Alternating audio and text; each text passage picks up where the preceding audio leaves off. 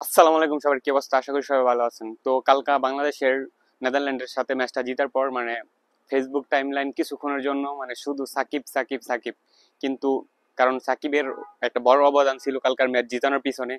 কিন্তু আপনি যদি নেদারল্যান্ডের বিপক্ষে ম্যাচের আগের দিক দিয়ে যান, তো সেখানে যেসব মানুষগুলো পোস্ট করতেছিল, সবাই কিছুক্ষণের জন্য ফেসবুক টাইমলাইন শুধু সাকিব সাকিব আর সাকিব। তো সাকিব কেউ পোস্ট করতেছে কিং ইজ ব্যাক, তারপর হইতেছে গিয়াতে পুরান চাউল বাতে পারে, তারপর হইতেছে গিয়াতে আরো অনেক কিছু। কিন্তু আপনি যদি নেদারল্যান্ডের ম্যাচের আগের দিক দিয়ে যান, যেখানে যুক্তরাষ্ট্র সিরিজ বলেন, প্রস্তুতি ম্যাচ বলেন, জিম্বাবুর সাথে সিরিজ বলেন, সাকিবের ভালো কোনো পারফরমেন্স নাই। তখন মানুষ কি বলতেছিল, যখন কিছুদিন আগে ম্যাচ হারছে তখন বলতেছিল সবাই যে আপনি দেশে চলে আসেন, দেশে এসে বিজ্ঞাপন করেন, কিংবা আপনার চোখের সমস্যা হয়ে যাচ্ছে, আপনি খেলা ছাইরা অন্যকে সুযোগ দেন। তারপর হয়ে যাচ্ছে কেউ বলতেছিল যে আপনি দেশে আসছে, এমপি হয়েছেন, তো মানুষের সেবা করেন, আরো অনেক কিছু বলতেছিল।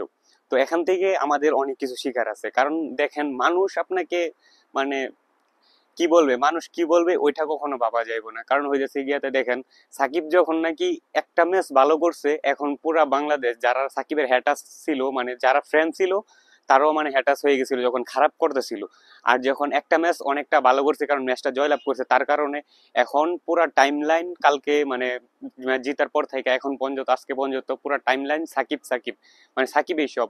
এর আগে কি বলতেছিল, সে চোখের সমস্যা, তারপর বিভিন্ন কিছু। কিন্তু এর তার অতীত যদি আপনারা দেখেন, সাকিবের অতীত যারা বুঝে, বাংলাদেশ ক্রিকেট এরকম একটা প্লেয়ার জীবনে আর আসবে কিনা, এটাই অসম্ভব।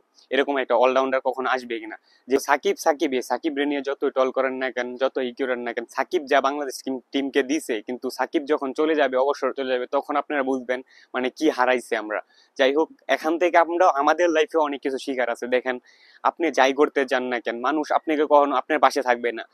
আপনাকে কখনো বলবেন আপনি এটা করেন সাকসেস হইতে পারবেন, যেই কোনো কিছু হোক, আপনি হয় ব্যবসা প্রতিষ্ঠান কিংবা আপনি এটা কিছু করতে যাইতেছেন, যেই কোনো কিছু হোক, মানুষ আপনাকে নিয়ে সমালোচনা করবেই। কিন্তু ওই মানুষগুলো, সমালোচনা করা মানুষগুলো আপনাকে কংগ্রাচুলেশন জানাবে কখন জানেন, যখন নাকি আপনি এই বিষয়ে কিছু করার সাকসেস হয়ে যান, তখন আপনাকে কংগ্রাচুলেশন জানাবে ওই মানুষগুলো যারা নাকি বলছিল আপনার দ্বারা হবে না, এটা করিস না। মানুষ এখন যারা সাকসেস হইতে পারে তাদের পাশে সবসময় দাঁড়ায়। কারণ সাকিবুল হাসান একটা ম্যাচ জেতার পর পুরা হ্যাটাসরাও তাকে নিয়ে পোস্ট করতেছিল কিং ইজ ব্যাক। দেখেন বিষয়টা কিরকম। তো আমাদের লাইফেও এরকম, অনেক মানুষ, আমরা অনেক কিছু করতে চাই, মানুষের কথা শুনে করা বন্ধ করে দেই কিংবা পিছায় চলে আসি। এটা কখনো ভুলও করা যাবে না, কারণ হচ্ছে মানুষ তো বলবেই, মানুষের কথা শুনে কিছু বন্ধ করবে। আপনি যেটা বেস্ট মনে করেন, আপনি মনে করেন যে আপনি এটা পারবেন, তো আপনি এটা নিয়ে চালিয়ে যান, ইনশাল্লাহ একদিন সফলতা আসবে। আর যেদিন সফলতা আসবে, যখন যে মানুষগুলো আপনার হ্যাটাস আছে তারাও আপনার ফ্রেন্ড হয়ে যাবে।